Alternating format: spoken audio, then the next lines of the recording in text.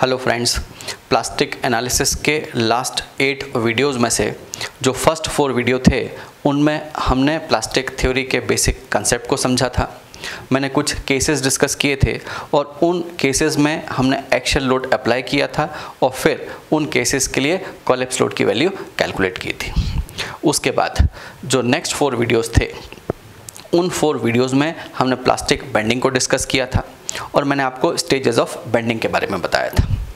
और उन तीनों ही बेंडिंग स्टेजेस में जो मोमेंट ऑफ रेजिस्टेंस की वैल्यू होती है वो भी हमने कैलकुलेट किया था, उनकी इक्वेशंस ड्राइव की थी। उसके बाद मोमेंट कर्वेचर रिलेशनशिप क्या होती है वो भी मैंने आपको डिस्कस करके बताया था, उनके फॉर्मूले भी हमने ड्राइव किए थे। अब आज इस 9th पार्ट में हम कुछ न्यूमेरिकल सॉल्व करके देखते हैं और जो प्लास्टिक बेंडिंग के बेसिक कंसेप्ट हैं उनको अप्लाई करने की कोशिश करते हैं। तो शुरुआत करता हूं। सबसे पहले मैं एक क्वेश्चन लिखता हूं। देखिए यहाँ पे मैंने लिखा a beam of rectangular cross section of dimension b into D is subjected to a bending moment of 0.9 MP। Find out the depth of elastic core. आपको एक रेक्टेंगुलर सेक्शन गिवन है जिसकी डायमेंशन b इंटू डी है और इस section के ऊपर 0.9 MP का मोमेंट अप्लाई किया है। तो फिर इस 0.9 MP के मोमेंट को अप्लाई करने के कारण जो इलास्टिक कोर है उस इलास्टिक कोर की डेप्थ मुझे बताना है। तो अब इस क्वेश्चन की शुरुआत कैसे करते हैं वो आपको बताता हूँ। जब किसी भी सेक्शन के ऊपर आपने 0.9 MP के बराबर मोमेंट अप्लाई किया मतलब वो सेक्शन इलास्टोप्लास्टिक रेंज में होगा। ठीक, तो अब मैंने एक क्रॉस सेक्शन कंसीडर किया यहाँ पे, इसके विड्थ b है, डेप्थ d है और ये वाला जो पोर्शन है इसे मैंने इलास्टिक कोर बोल दिया और ये वाला जो पोर्शन है ये प्लास्टिक जोन है, ये प्लास्टिक रीजन्स है। ठीक है, और इसका जो स्ट्रेस डिस्ट्रीब्यूशन डायग्राम है उसको मैंने यहाँ पे ड्रॉ कर दिया और ये वाला जो पोर्शन है इसके अंदर स्ट्रेसेस की वैल्यू यील्ड स्ट्रेस के बराबर है और ये वाला जो पोर्शन है 2y0 डेप्थ का इसे मैंने इलास्टिक कोर बोल दिया। इलास्टिक कोर है मतलब इसके अंदर स्ट्रेसेस की वैल्यू यील्ड स्ट्रेस से कम है, मतलब ये पोर्शन अभी भी इलास्टिक रेंज के अंदर ही है और इसीलिए इसका नाम इलास्टिक कोर बोला जाता है। ठीक है, अब मुझे ये इलास्टिक कोर की डेप्थ बताना है तो इसलिए मैंने यहाँ पे लिखा कि let total depth of the elastic core is equal to 2y0। तो फिर जो ये जो प्लास्टिक रीजन है इसकी जो डेप्थ होगी वो हो जाएगी d माइनस 2y0 और अगर मैं न्यूट्रल एक्सिस के एक साइड की बात करूं तो फिर जो डेप्थ ऑफ प्लास्टिक जोन है वो d/2 माइनस y0 हो जाएगा। क्लियर? अब हमें आगे चलते हैं और ये 2y0 की वैल्यू कैसे कैलकुलेट करें हम उसकी बात करते हैं। मतलब इलास्टिक कोर की डेप्थ मुझे बताना है। देखिए इस क्वेश्चन में गिवन है कि हमें 0.9 MP का मोमेंट लगाना है इस क्रॉस सेक्शन के ऊपर, तो फिर 2y0 कितना होगा ये बताना है। देखिए कोई भी क्रॉस सेक्शन कितना मोमेंट ऑफ रेजिस्टेंस इंड्यूस करता है ये मुझे कैलकुलेट करना आता है। ठीक, कैसे कैलकुलेट करते हैं आप? देखिए जब हम किसी मेंबर को बेंड करते हैं, जब उसके ऊपर हम सैगिंग मोमेंट लगाते हैं तो ऊपर के फाइबर कंप्रेशन में होते हैं और नीचे वाले फाइबर टेंशन में होते हैं और ये जो दो इक्वल कंप्रेशन और टेंसाइल फोर्स होते हैं ये दोनों मिलके एक कपल इंड्यूस करते हैं और ये कपल की वैल्यू को हम कैलकुलेट कर लेते हैं और इसको 0.9 MP से इक्वेट कर देंगे तो हमें y0 की वैल्यू मिल जाएगी। y0 मिल जाएगी मतलब हम इलास्टिक कोर की डेप्थ बता पाएंगे। तो चलिए इसी अप्रोच से हम इस क्वेश्चन को सॉल्व करते हैं। तो देखिए सबसे पहले मैं ये कंसीडर करता हूँ कि न्यूट्रल एक्सिस के ऊपर जो दो पोर्शन हैं उन दोनों पोर्शन के अंदर जो फोर्स इंड्यूस हो रहे हैं, एक फोर्स इसके अंदर जो है प्लास्टिक जोन के अंदर उसे मैंने F1 बोल दिया और ये जो इलास्टिक कोर है, इलास्टिक पोर्शन है ये वाला, इसके अंदर जो फोर्स है उसे मैंने F2 बोल दिया। अब F1 फोर्स के सेंट्रॉइड के डिस्टेंस को मैंने y1 बोल दिया और F2 फोर्स के सेंट्रॉइड के डिस्टेंस को y2 बोल दिया। क्लियर? अब ये जो F1 और F2 फोर्स है इनका जो रिजल्टेंट फोर्स है उसको मैंने F बोल दिया। क्लियर? और ये जो F फोर्स है ये जो रिजल्टेंट फोर्स है ये न्यूट्रल एक्सिस से y बार डिस्टेंस पे एक्ट कर रहा है। क्लियर? अब अगर मैं ये एक फोर्स कैलकुलेट कर लूँ F, और इस फोर्स की ये फोर्स और दोनों ये फोर्स की वैल्यू और इन दोनों फोर्स के बीच की डिस्टेंस अगर मैं मल्टीप्लाई कर दूं तो मुझे मोमेंट ऑफ रेजिस्टेंस मिल जाएगा। ठीक है, मतलब एक फोर्स इनटू लीवर आर्म से अगर मैं मल्टीप्लाई कर दूंगा तो मुझे मोमेंट ऑफ रेजिस्टेंस मिल जाएगा इस सेक्शन का, और उसको मैं 0.9 MP से इक्वेट कर लूँगा। ठीक है, तो चलिए अब हम सबसे पहले ये y बार की वैल्यू कैलकुलेट करते हैं। तो देखिए मुझे पता है कि सेंट्रोइड हम कैसे निकालते हैं। तो फॉर्मूला जानते हैं हम, distance of CG of force on one side from neutral axis. ठीक है, तो अब ये कैसे कैलकुलेट होगा वो आपको बताता हूँ। तो देखिए सबसे पहले हम ये जो फोर्स F1 है इसकी वैल्यू को लिखते हैं। तो ये फोर्स कितना होगा, सिग्मा y तो स्ट्रेस हो गई इनटू एरिया। तो एरिया कितना है इस पोर्शन का, B इंटू डी बाई ये वैल्यू कितनी है, d/2 माइनस y0। ठीक है, d/2 माइनस y0, ये एरिया हुआ, ये स्ट्रेस हुई, मतलब फोर्स हो गया। ठीक है, अब ये फोर्स कहाँ एक्ट कर रहा है, तो ये डिस्टेंस चाहिए मुझे। ठीक, तो ये डिस्टेंस किसके बराबर होगी, ये डिस्टेंस होगी y0 प्लस ये y0 प्लस ये डिस्टेंस, मतलब ये कितनी होगी, d/2 माइनस y0 का हाफ। तो d/2 माइनस y0 का हाफ। ठीक है, समझ में आया? मतलब मैंने F1 y1 लिख लिया प्लस F2 y2 और करना है। तो देखिए प्लस F2 फोर्स कितना होगा, ये वाला फोर्स, ये कितना है, सिग्मा y इंटू एरिया। तो अब ये वाला पोर्शन का एरिया चाहिए, मतलब इस ट्राइंगल का एरिया देख लेते हैं। तो ये कितना होगा, ये जो एरिया होगा this is 1/2 into B into ये डिस्टेंस, ये कितनी है, y0। ठीक है, और इसके सेंट्रोइड की डिस्टेंस, कितनी होगी, इस ट्राइंगल के सेंट्रोइड की डिस्टेंस 2/3 y0 के बराबर, मतलब 2/3 इंटू y0। यहाँ तक क्लियर? और नीचे F1 F2 करना है तो यही वैल्यू लिख दीजिए, sigma y into B d/2 minus y0 plus sigma y into 1/2 b into y0। यहाँ तक क्लियर? अब इसमें से पूरी इक्वेशन में से सिग्मा y और b सब में से कैंसिल कर दीजिए। तो देखिए मैंने ये सिग्मा y b यहाँ से हटाया, सिग्मा y b यहाँ से हटाया, सिग्मा y b यहाँ से हटाया, ये सिग्मा y b यहाँ से हटाया। तो अब जो वैल्यू बची y बार की वह, तो y bar is equal to लिख लेता हूँ मैं। देखिए ऊपर क्या बचेगा, d/2 माइनस y0। ठीक है, और यहाँ पे क्या बचेगा, ब्रैकेट के अंदर y0 plus d/4 minus y0/2। ठीक है, प्लस यहाँ पे बचा आपके पास में ये 2 से ये 2 भी कैंसिल हो गया, मतलब 1/3 y0 का स्क्वायर। ठीक है, ये y0 का स्क्वायर, और नीचे क्या बचा, d/2 माइनस y0, और यहाँ पे बचेगा प्लस y0/2। क्लियर? अब इसको और सॉल्व कर लीजिए, तो y bar is equal to, देखिए यहाँ पे जो बचा वो क्या बचेगा, ये प्लस y है 0/2, तो ये हटा दीजिए। ठीक है, मतलब ये वैल्यू बची।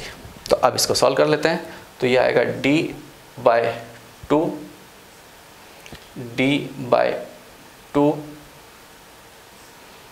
और 2 4 और ये y0। ठीक है, प्लस d²/8। ठीक है, अब y0 को कर लीजिए, तो माइनस y0 का स्क्वायर अपॉन 2 और ये माइनस जाएगा तो Y naught D upon 4 plus 1/3 Y naught का स्क्वायर, ठीक है, और नीचे जो बचा वो लिख लेते हैं। तो नीचे बचेगा d/2 minus Y naught by 2, ठीक है, ये minus Y naught plus Y naught by 2 में से माइनस कर दीजिए तो ये बचेगा। क्लियर? अब देखिए ये वैल्यू और ये वैल्यू कैंसिल हो जाएगी, प्लस माइनस, ठीक है, और ये वाई नॉट का स्क्वायर बाय 2 में से आपको मतलब ये माइनस में है वो प्लस 1/3 वाई नॉट का स्क्वायर है, तो इसको सॉल्व कर लीजिए। तो ये वाई बार जो आएगा वो आ जाएगा d² / 8 माइनस वाई नॉट का स्क्वायर अपॉन 6, ठीक है, और यहाँ पे बचेगा d/2 minus Y naught by 2, ठीक। अब इसको एलसीएम ले लीजिए, तो यहाँ पे जो वैल्यू आएगी वो कितनी आ जाएगी, ये हो गया 24, एलसीएम ले लीजिए, ठीक है, ये d minus Y naught by 2 हो गया यहाँ पे, और इधर ये हो जाएगा 3d² माइनस 4 वाई नॉट का स्क्वायर, ठीक है। तो इसको जब आपने सॉल्व किया तो यह है 3d² माइनस 4 वाई नॉट का square upon 12d minus Y naught, ठीक है, ये 2 पर गया, 24 नीचे है, ये आ गया। यहाँ तक क्लियर? मतलब रिजल्टेंट फोर्स कहाँ एक्ट करता है उसकी डिस्टेंस आपने कैलकुलेट कर ली। क्लियर? अब बात करते हैं कि ये जो दो फोर्सेस हैं, एक कंप्रेसिव फोर्स है, एक टेंसाइल फोर्स है, लेकिन दोनों बराबर हैं, इसलिए मैंने दोनों को F लिख दिया। ये दोनों फोर्सेस मिलके कितना इंटरनल मोमेंट इंड्यूस करेंगे हम उसकी बात करते हैं।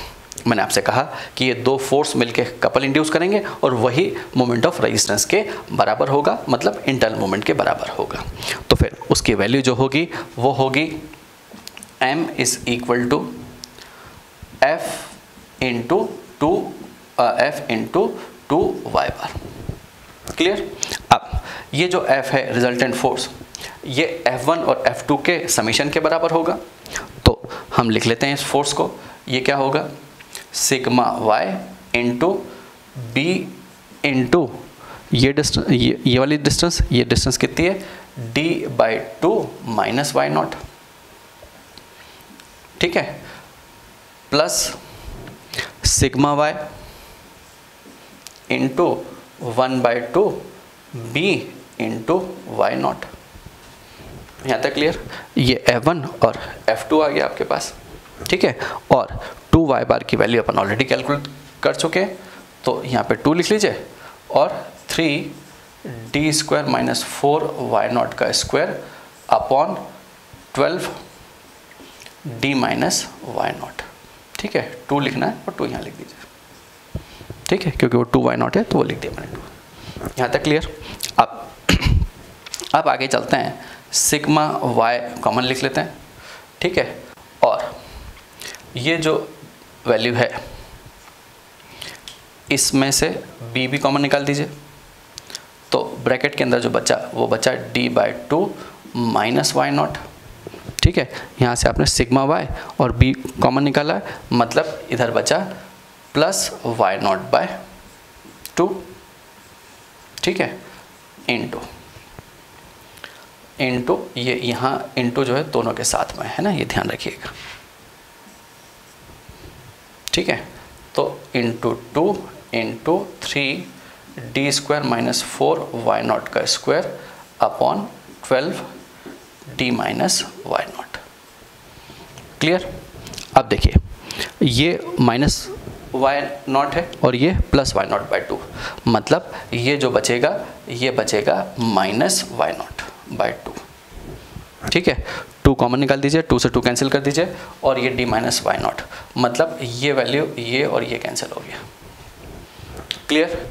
तो आपके पास में जो मोमेंट की वैल्यू बची, मतलब मोमेंट ऑफ रेजिस्टेंस जो आपके पास आया वो आ गया 3d² माइनस 4 वाई नॉट का स्क्वायर अपॉन 12 और यहाँ बचेगा sigma Y into B.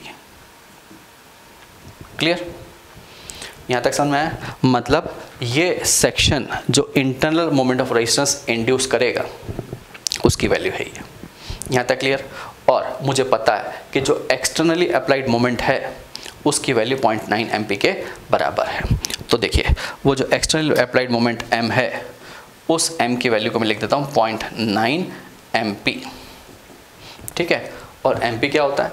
Rectangular section के लिए जो mp की वैल्यू होती है वो सिग्मा y इंटू ZP, और ZP की जो वैल्यू होती है वो वैल्यू होती है रेक्टेंगुलर सेक्शन के लिए BD²/4। ठीक है? तो यहाँ पे लिख लेता हूँ मैं कि 0.9 इंटू सिग्मा y और BD²/4। यहाँ तक क्लियर? अब इन दोनों क्वांटिटीज़ को इक्वेट कर लीजिए, और जब इक्वेट करोगे तो फिर क्या होगा? यहाँ से जो वैल्यू आएगी 3D² - 4y0 का स्क्वायर अपॉन 12, और इधर आएगा sigma y into B is equal to 0.9 into sigma y BD²/4। तो देखिए यहाँ से सिग्मा y कैंसिल करिए, b से b हटा दीजिए। ठीक? अब इस 12 को वहाँ ले जाइए और सॉल्व कर लीजिए। तो अगर हम इसको सॉल्व करेंगे तो देखिए आपके पास में जो y0 की वैल्यू आएगी वो कितनी आएगी, हम उसकी बात और कर लेते हैं। और अगर y0 मिल गया मुझे तो फिर 2y0 कैलकुलेट कर लीजिए, और 2y0 जो होगा वही इलास्टिक कोर की डेप्थ हो जाएगी। ठीक है? तो देखिए यहाँ पे इसको सॉल्व करता हूँ मैं, तो 3D² - 4y0 का square is equal to 0.9 into 12 मान ले जाइए, 4 से डिवाइड करिए मतलब 3, और ये D² मतलब 2.7 D² हो गया। क्लियर? इसको यहाँ ले आइए, माइनस कर दीजिए, तो ये वैल्यू हो जाएगी आपके पास में 0.3 D² is equal to 4y0 का स्क्वायर। यहाँ तक क्लियर? अब आपको y0 चाहिए, तो यहाँ पे जो y0 की वैल्यू होगी तो y0 का square is equal to 0.3 D²/4। Clear? अब इसको जब सॉल्व करोगे तो y0 इज इक्वल टू मिलेगा 0.274 D। क्लियर? अब मुझे डेप्थ ऑफ इलास्टिक कोर अगर लिखना है तो क्या लिखेंगे? Depth of elastic core is equal to 2y0 is equal to 2 into 0.74 D, मतलब 0.548 D। यहाँ तक क्लियर? इसका मतलब ये हुआ कि अगर किसी रेक्टेंगुलर सेक्शन के ऊपर हम 0.9 एमपी के बराबर मोमेंट अप्लाई करते हैं, एक्सटर्नल मोमेंट की वैल्यू अगर 0.9 एमपी के बराबर होती है, तो फिर जो इलास्टिक कोर की डेप्थ होगी वो इस 0.548 D के बराबर होगी। क्लियर? अभी जो हमने क्वेश्चन किया इसको कंक्लूड और करते हैं। तो देखिए मैंने अभी जो इंटरनल मोमेंट कैलकुलेट किया उसकी वैल्यू है ये, कि total internal moment is equal to 3D² - 4y0 का square upon 12 b into sigma y। Clear? और जब उस रेक्टेंगुलर क्रॉस सेक्शन पे हमने 0.9 एमपी का मोमेंट अप्लाई किया तो फिर जो y0 की वैल्यू कैलकुलेट की थी आपने वो वैल्यू थी 0.274 D। मतलब जो इलास्टिक कोर की डेप्थ है वो है 0.548 D। इसका मतलब ये हुआ कि जब आपने क्रॉस सेक्शन के ऊपर 0.9 एमपी के बराबर मोमेंट अप्लाई किया तो फिर 45% जो पोर्शन है रेक्टेंगुलर सेक्शन का वो प्लास्टिक जोन में कन्वर्ट हो गया, और 55% जो पोर्शन है वो अभी भी इलास्टिक रेंज के अंदर ही है। ठीक है? अब अगर इस एक्सटर्नली अप्लाइड मोमेंट की वैल्यू को मैं 0.8 एमपी कर दूं तो क्या होगा। तो देखिए मैंने यहाँ पे लिखा कि if externally applied moment is equal to 0.8 MP हो जाए, तो यहाँ पे 0.8 एमपी से मैंने इक्वेट कर दिया इस वैल्यू को। तो फिर जो y0 की वैल्यू कैलकुलेट की आपने, वो y0 की वैल्यू आई 0.3872 डी। अगर मैं इलास्टिक कोर के डेप्थ की बात करूं तो फिर वो है 0.774 डी। इसका मतलब ये है कि अगर मैं 80% ऑफ एमपी के बराबर मोमेंट अप्लाई करता हूं क्रॉस सेक्शन के ऊपर, तो फिर जो इलास्टिक पोर्शन है या इलास्टिक कोर है उसकी वैल्यू है 0.774 डी। मतलब ऑलमोस्ट 77% जो पोर्शन है वो अभी इलास्टिक लिमिट के अंदर ही है।